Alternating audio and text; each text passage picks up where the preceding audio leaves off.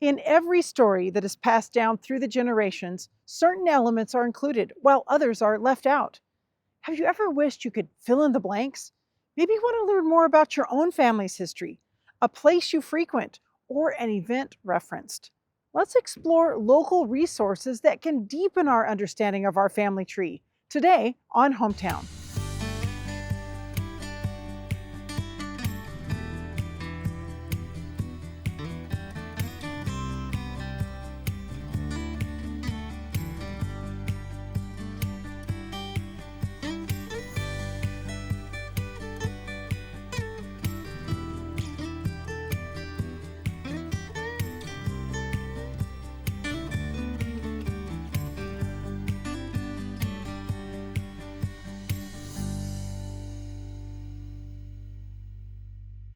British director Adam Curtis observed that both individuals and societies tell themselves stories to simplify and make sense of the messy chaos of reality. Whether it is oral history, local history, world history, or family history, what we know is a straightforward narrative created from a messy, complicated collection of facts. Our history contains pieces of the entire story, softened and shaded by time and place. But like this famous Walla Walla landmark tree in Pioneer Park, the story of our families and communities has roots, branches, twigs and leaves, and even scars. It becomes easy to miss parts of the tree, to see it as a single entity rather than to appreciate each leaf. After all, the tree has such a presence. Sometimes we may even lose an entire branch. When that happened here, it was important to our story, so we memorialized it. That can also happen in families. So, what happens when we want to dig deeper into our stories? When we seek to fill in the blanks so we can understand what makes the tree? Today, we look at resources to help you do just that and hear a story of what can happen when you find more about your own story. Our family trees, essential ingredients in the remarkable story of us.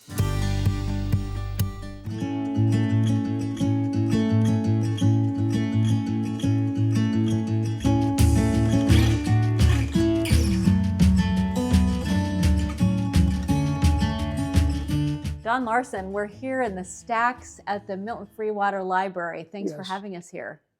It's good to have you by. So Don, tell me, research genealogy, that really wasn't your cup of tea for your career, correct? That's true. What did you do, Don? I was a radiological physicist. I did, for a dozen years, I planned treatments of cancer for patients using radiation and worked with doctors in implementing those. And then for 20 years, I worked around diagnostic equipment, CT, MR, ultrasound, and made sure that the equipment was operating safely and that it gave them images that were diagnostic quality. Wow, so you were dealing with some pretty serious topics. Yes. And you retired here to the Walla Walla Valley. Right. And what have you been doing, Don, in your retirement? Well, a couple of things. I was asked, my daughter told Walla Walla University then she knew a way to get a chemical hygiene officer and radiation safety officer cheap. Meaning her dad? Yeah. And so I worked at Walla Walla University until COVID time. But the volunteer part of my work was 2 days a week or 3 days a week, depending on the circumstance, here at the library in Milton Freewater. Bob Jones, the former manager here, invited me to help out. And so I looked at ways that I could help others with their genealogy and local family history and so on. and pay back all of the people that had done things on genealogy, on our family history, but not being part of our family. We would go to libraries in Michigan and Nebraska and all over the west of the mid United States, finding places where people worked on putting together information that benefited our family. And so when I came up here, I thought, how am I going to repay them? Aw. I bought a couple life memberships in genealogical societies, but we'd gone to so many places, I wasn't satisfied with that. And so I decided to work here as a means. And to help other people. Right. So why is our genealogy so important? I mean, it's one thing that for many of us, we are blessed to have known even our great-grandparents. Right. And so the stories that we have with our parents, our siblings, our cousins, uncles, aunts, and all of that. But sometimes at a point, just because of longevity of people's age of our life here on earth, we don't know sometimes the other people. So why is it important to learn more? Well, you can look at the Bible and its accounts of the children of Israel and the ancestry that explains their society, and get an idea of what was useful out of genealogy for them.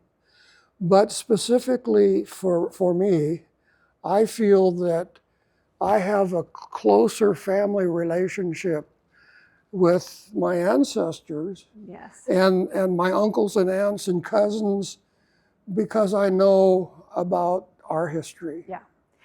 Well, and also for me, it's the curiosity of where did they come from? Who were they? You know, all of that. And in addition to that, it's a little like playing detective.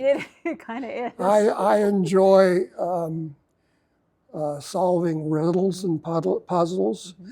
My dad had a great-grandmother who was known as Gust. Gust? Gust, G-U-S-T. Mm-hmm. And she signed some of her official documents with that name, but then she signed others with Anna Sophia. And so the question, what does Gust mean to the family? And I found out that she came from Sweden, and in Sweden, the old Swedish naming process was that, for example, Larson, I'm the son of Lars. Correct. Well, she was the daughter of Anders Gustav Henriksson. Correct. So then all those names keep going. And so she, the people in her family called her Gust because Gustav, that's short for Gustav's daughter. Correct. Mm-hmm. So, that is one puzzle. The other puzzle for my wife was her father was born from a second marriage, and his father was quite ancient when his wife died, and the children had to be sent out to relatives, and so my father-in-law was sent out to a relative in the Los Angeles area. He wondered if he had some half-siblings from the first marriage. Didn't even know for sure there was a first marriage. And so that was another motivation for me to get into genealogy. And what did you find? We found that she had married him, her cousin had married his brother, and her father became ill about 40 or 50 miles away. And so she moved home to take care of her father, and the relationship collapsed. And you never would have known this had you not gone digging. That's true. Yeah. I found that she was working for an uncle in a nearby town in a jewelry store, and she had never married. Wow. Yeah, and these things that sure, you might see a name of somebody, but after researching it and things like that. But now, Don, there are so many, Ancestry.com, there's the DNA searches, 23andMe, all of these. So what does it mean to you to have searched some of this and found out? Has it helped you know a little bit more about the people before you? Oh yeah.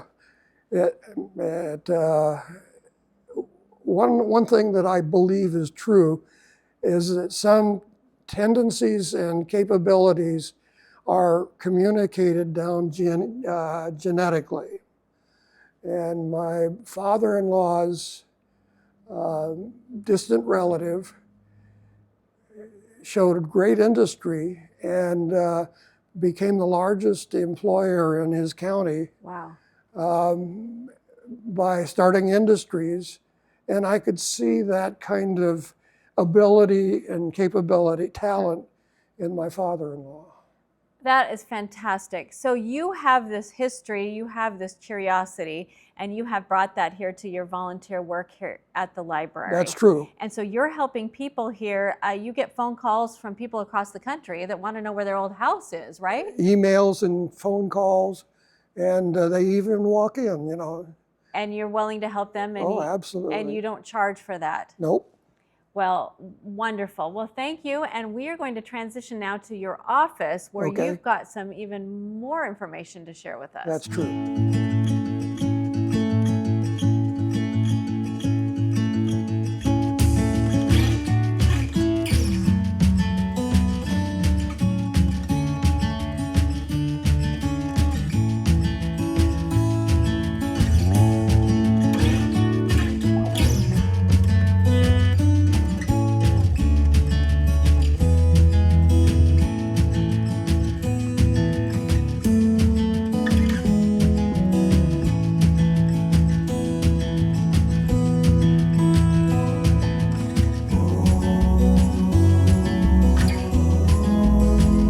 Don, we're now here in your office, Right. And I see the stacks, I see newspapers, I see all sorts of stuff where the research happens. Right. So what are we looking at here in these boxes? These are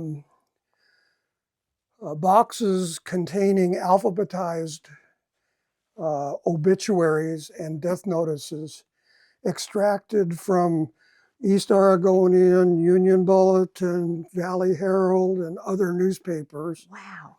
We clip them out and we put them in a sleeve and insert them here in alphabetical order. And so we can find names for people. Sure, let's pull one out if you wouldn't mind. Okay, let's get this here. I want to see how you... And when you first started volunteering, how many boxes were here, Don? 5 or 6, I don't remember. And you have done all of this. Yes, like I say, the 36,000 envelopes here. Is it okay if I open this? Sure. Okay, so here is, tell us what this is. So here's Elmer LaCrosse and date of birth, date of death, and you have prepared all this information. Right, I put the information on a label, attach it to the card, and then put the obituary. And then put it in there, and when it was in the UB. I put, genealogists often like to have a reference when they have something. Oh, you think? And so I've put references on all of them. But what a gift to have this. Now, Don, will this all then be digitized?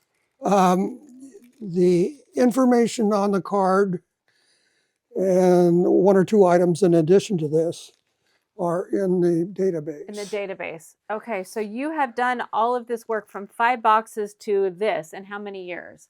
I started in 2007. 2007. Okay, so you have done this and all these dear people who passed away and all the history. But to have this, and you mentioned a little bit about the Scandinavian roots, so I'm with you on that. Sometimes when you're trying to find one name and you can't find it, and then you have to keep searching and searching until you get the clue for the answer to the name, and that's key. Right. If there's any other information like birth date or death date, all of those fields are searchable Yes. in my database. Good. So often if you don't know exactly what the name is, but you know when they were born or where they were born Right. or where they died, Right. Then that data is searchable in my database. Interesting. Interesting. And that allows me to sort of identify who Sure. it is. Well, thank you for all you do for people. Well, I appreciate what you folks do too. Well, thanks for being on Hometown and making our hometown even better. Sherry, it's great to be able to chat with you today about ancestry. Yes. And finding people that we are related to. There's so much we can do these days with that. And There's a lot we can do, and it really helped me. yes, you have an amazing story related to your dad. Tell us about why you had questions about your dad's ancestry. Well, my dad was adopted went straight home from the hospital to his adoptive family, and adopted through Vancouver area, so, not far from here. He never knew anything about his previous family. And then my parents divorced, but he got remarried, and she was kind of pushing him to find out. Mm-hmm. Anyway, my grandmother had told me that their last name was Peters, and he was the 7th son. Well, Margaret, his second wife, told me, oh no, it had to be Peterson because he was Norwegian. Turned out that the wife was Norwegian and he was German. Uh-huh. Okay. So it was Peters. It was Peters, Mm-hmm. yes. And I have a friend in our church that does ancestry research out at Milton Freewater Library. And we were just talking about it one time. He said, Sherry, you ought to come and visit me. We'll see what we can find out. So because at first, I went by Mary Margaret's words, thinking, okay, if he's Norwegian, I'll try Peterson. It can't be that hard to find somebody with 7 sons, right? Yes. But it was coming up empty. But we did a lot of research, and I learned more about how to search for ancestors. And the name really was Peters, like my grandmother had said. And anyway, they had checked Washington adoption records and even been in there personally, but they got nowhere with them. And Wasn't Washington holding back those records for a long time? Yes, for a long time. And so I thought, well, it's been a number of years since they checked, so I'll check. Sure enough, they were still closed. So one day I was just so frustrated, and I was telling my mom, I said, I sure wish Washington would open their, adoption records, because that would sure make it easy. Well, she said, well, maybe they did. I said, Mom, I checked a couple years ago. They're still closed. We have these phones we can pull out. And my mom pulls it out and said, Siri, are Washington's adoption records open? And it came up with this. She handed it to me. Here, I'm not wearing my glasses. You read it. So here I am reading this about the fact that Washington had opened its adoption records a year and 1 month before. That was a whole year after I had asked him. And I didn't even think, why should I look again? Right. Well, no reason to believe it would open up. Yeah, after so many years of trying. And so I said, okay, well, how do we get this? So I was reading through. All you have to do is fill out this little application and ask for your pre-adoption birth record and send $20. So I went out and said, hey, Dad, look what we found. The adoption records for Washington have been opened a year, 13 months now. And it says all you have to do is fill out this application and send in $20. He said, well, wow, that sounds easy enough. So let's do it. A couple of weeks later, we got this letter in the mail from them, and it was his adoption records. And sure enough, the name was Peters. Turned out that the woman was Norwegian and the man German. Yes. And then, and the 7th son. And that was true, he was. Yes, he was the 7th son. Anyway, so we started through all these brothers, and Otto was gone, and Ivan had died in the 1918 flu epidemic at 6 months old. And then Harold had actually died in his 40s from a car accident, he and his wife both. And then Fred had, I don't know why Fred had died, but he had already passed. And then couldn't find the next one, but the youngest one of the one that would have been closest to my dad's age was gone also. And I found all of their death records. So I continued to look for the missing death record of the only brother left. And, and I said, why can't I find this? I can't find it anywhere. And Sherry, he would have only, he's 89 years old. That maybe he's, not dead yet. He could be alive. A lot of people live at 89 years old. Well, so then I went to Don and said, how do I find, I don't think he's dead. That must be the answer. So he gave me like this missing persons thing that I could ask through the computer. And so I just typed in his name and where in the world is he? And it sent me back a place in Texas. And then it sent me all of his children's names and their phone numbers too. It sent phone numbers. Amazing. And I think it sent address too. And I said, now he's 89 years old and I'm calling about something that is kind of sensitive. So maybe I should try the son first and get permission. The son didn't answer. And I had waited a couple hours and called again and didn't answer and didn't, can you imagine, here I am, trying to find this. So I finally just called the number. And then did you get him? Did he answer? I got him right away. Wow. And I knew immediately that had to be my dad's brother because the voice sounded so much like my dad. Amazing. I said, is this Uncle Lee? And he says, yes. I said, well, are you sitting down? He says, no, why should I? Why? Just tell me what you want.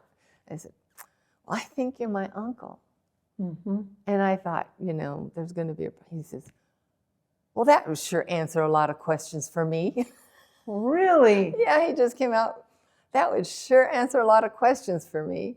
And so then he told me a little bit about him just turning 6 and his mother obviously, when a woman's pregnant. Yes. And then if she had to be hospitalized for a while, and I guess in those days they hospitalized him a little bit longer. And he had come walking down the hall, heard his older brothers talking, and they were late teens, mid to late teens, and the oldest ones. And so he walked in the room and everything stopped. They weren't letting him know what they were talking about. And but his mom came home and she was no longer had the belly. And so no longer pregnant and no baby. And so at 6 years old, you remember those things. Did your dad get to meet up with his brother then? I asked Uncle Lee if I could give Dad his phone number, and my dad called him. And then so this was 10 years ago, right? And they had a nice conversation. They said, okay, we're going to meet. But my dad had bladder cancer. And I knew something was the matter with but he was always quiet about it. So all of a sudden, one day I got a call from my dad saying, Sherry, the doctor just said that my bladder cancer, the cancer's gone to my bones, and I need to go see my brother because I don't have long. So he said, can you go with me? So I arranged to go down there. I called Uncle Lee, and as we were talking about it, I said, I'll get a hotel. And he said, you don't have to get a hotel. I got a guest room. Oh, and I thought, what, 89 years old, and he's willing to let me stay in this. Wow. Anyway, so I flew down there, and my dad was supposed to come that day, but he didn't actually come till the next day because he had RV problems. So we had a whole day to talk and visit and share family history. And get to know each other. And the next day when we were waiting for my dad, Uncle Lee said, Sherry, I think your dad's here. And so we went out to the driveway because he just pulled up to the driveway, and my dad was pulling up and put the stairs to the RV down. My Uncle Lee just goes, I'm sorry, I just hurt my shoulder, so I can't, but just wide open, both arms. Yes. And my dad walked down those stairs straight into his brother's arms. No questions. They just embraced immediately, held each other for a long time. When they separated, there were tears coming down their faces. And like I said, that was 10 years ago. My dad died in September of that year. I had Uncle Lee come up. I brought him up with my air miles. Yes. And he got to visit my dad again. Yes. And he said, Sherry, this is a sad part of this. He says, I lost another family member. But he keeps in contact with me and recently learned how to use Marco. He's still alive? You said this was 10 years ago. Yes, he's 99. Yeah, wow. He's 99 now and still living on his own, although the family's wanting him to move into residential where somebody can watch over him. But he's still driving. And he says, they actually don't want me to drive, but I still sneak on down to McDonald's. And they're only a couple miles away on the side road. So I love it. So anyway. This is an incredible story. Thank you so much for sharing it with us. Well, I hope you enjoy that wonderful hug that they got. Brothers meeting for the first time. Discovering details about our history can be life-changing and help us to answer some questions. Filling in the blanks also helps us see our ancestors as real people with many of the same hopes, dreams, fears, and failures we have. Learning more about them reminds us that what we feel today, what we're going through, is all part of the human experience. We may struggle differently than previous generations, but not less. The stories and revelations of history can encourage us, build resilience, and help us focus on the future. We can learn and benefit from them. And perhaps when we understand where we came from, we can also see more clearly where we are going. Romans 15:4 says, "For whatever was written in former days was written for our instruction, that through endurance and through the encouragement of the Scriptures, we might have hope." I am grateful for every incredible person who contributed to this time and this place. I also want to ensure that I leave a healthy legacy for those who come after me. And like this tree, our past and our future are treasures of great value. I'll see you on the next episode of Hometown.